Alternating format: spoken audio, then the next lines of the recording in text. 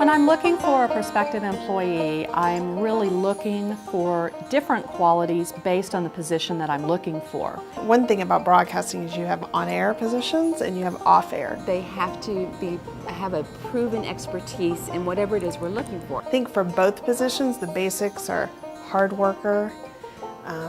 These days knows a little bit about social media. Passion, belief in what you do, and attitude that says, you know, you're never going to say, I can't do that. You know, somebody who's on time, doesn't have a bad rap with everybody else they work with, and has a good reputation. That willingness to go, go, go and never surrender and do it in a positive way is something it's incredibly hard to teach. And we usually, people can look great on paper and they can shine through an interview. It takes a little bit of time for the shine to wear off, and then we realize, oh, we've gotten something we don't, you know, this isn't going to work. So if you do have that passion, if you do have that belief, even if your resume isn't amazing, if you are, you're in.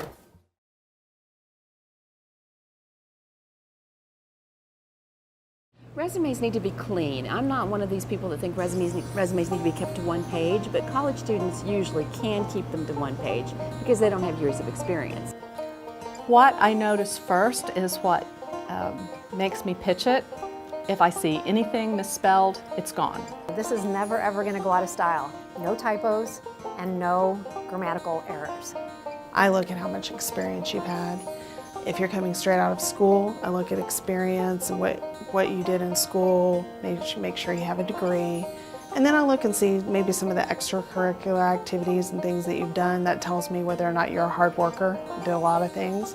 I want to know your GPA. I want to know your, which I know hurts for some students, but I want to know it. It doesn't necessarily mean I'm going to only hire people with that 4.0 and above.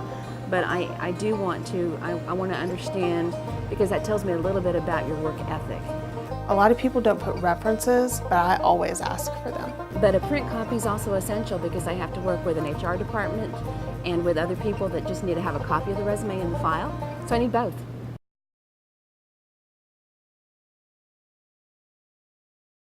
Definitely I read a cover letter every time.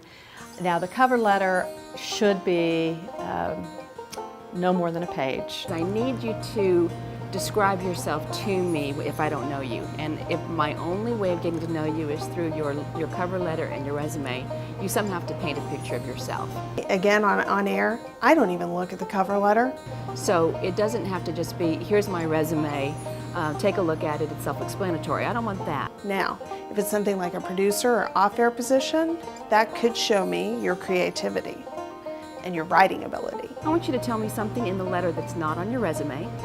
I want you to tell me why you want to work with me. What is it that attracted you?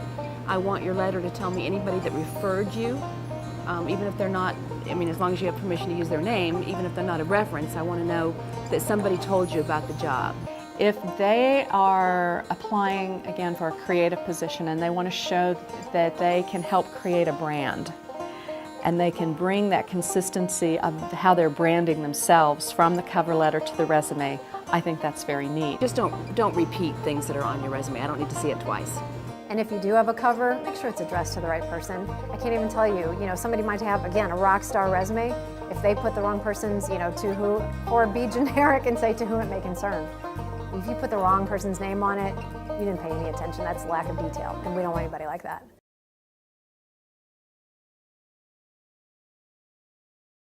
A lot of students are reluctant to put their student experience in there, but if it's all you have, then it tells me something. I like to see school work, and hopefully your teachers have prepared you by giving you the kind of work that would demonstrate your expertise in the workplace. Everybody on air has to have a reel. I've had so many people send me their resume and have no reel to show for it, and I just immediately trash. Can't even consider them. I can't see what you look like. And that's 99% of television, unfortunately, is how you look and sound. We used to get VHS tapes. We used to get DVDs.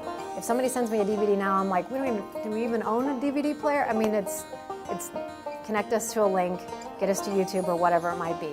It also shows you're keeping up with technology. Giving me a digital portfolio does two things. It tells me your level of expertise as a designer, as a writer, as a creator, whatever. It also tells me your technical expertise.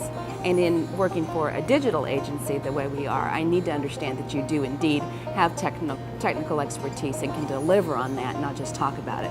I like to see very quick examples of things. I don't need to see a complete commercial, for example, or a complete video. I just need to see what this person can do quickly.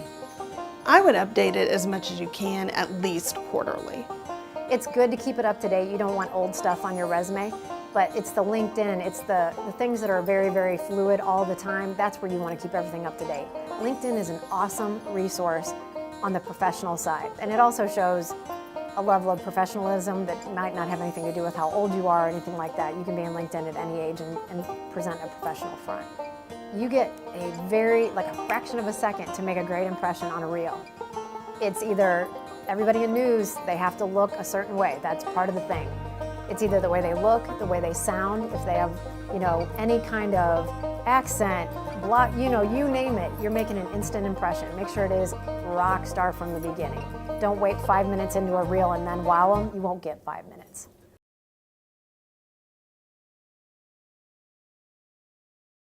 My first question in an interview is typically, what does your dream job look like?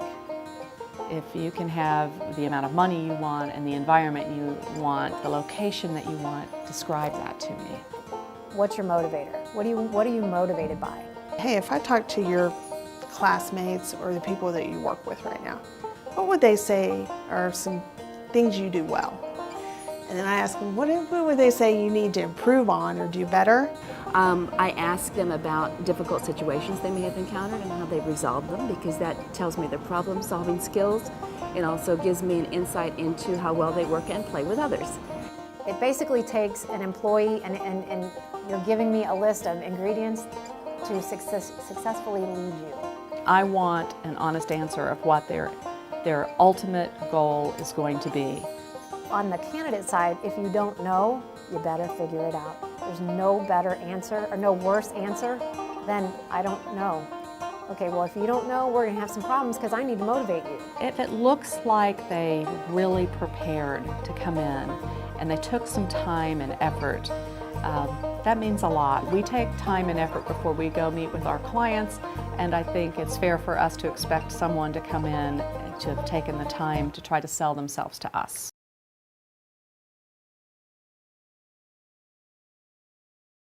Social media in my job is crucial. From the politically correct response is, as the HR chick, no, we are not supposed to use Facebook as a filter to bring someone in. But what I will tell you is reality is, that's the first thing managers do. We absolutely look to see everything we can about an applicant. So if we see photos that are less desirable, shall we say, that can be a big negative. So it is very, very important that any applicant protect themselves from being discarded or dismissed before the interview actually occurs. What do you got on Facebook? What are you showing on Facebook? What are you writing? Are you negative? Are you putting everybody down? Are you jumping on the bandwagon when everyone else is jumping on the bandwagon and it's negative?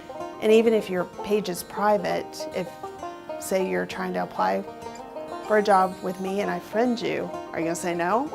Because I want to check out your Facebook page. Everything you put on Facebook is you.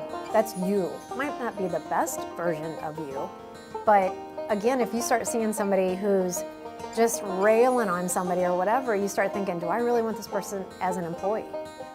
It is a reflection of who you are, and really back again to that attitude. What are you portraying on your Facebook page? What is their daily discipline like when it comes to social media? How important is that to them? Because if they're going to let their own personal persona be out there in the public, be one that's full of typos and junk, then that's all they're going to care about putting out for me. So I want them to be meticulous. I want them to be detailed. I want them to understand that a public persona is a public persona. And if I know that they're going to take care of their own lives, then they're going to take care of the life that they're representing for my company as well.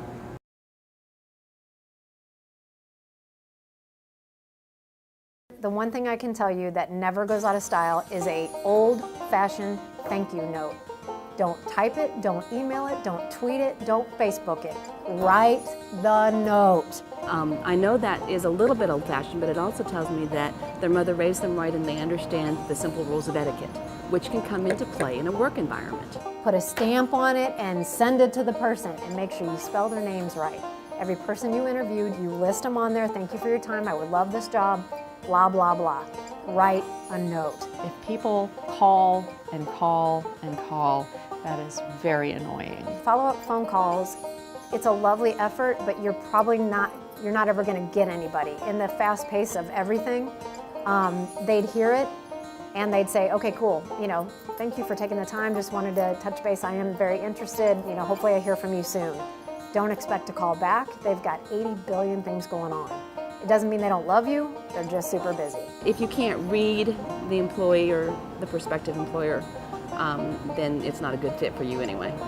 It's extending the generosity without expecting anything back. That in our business there is not a one-size-fits-all answer. It's what can you do within the skills that you have and who you are and what your unique abilities are that can set you apart. That can say, I am perfect for your company because I have these unique skills, I have the passion, I have the talents, I've got the basics covered. I've got a good education, I know how to communicate, I know how to present them. It's what unique skills do you have that says you're perfect for the team.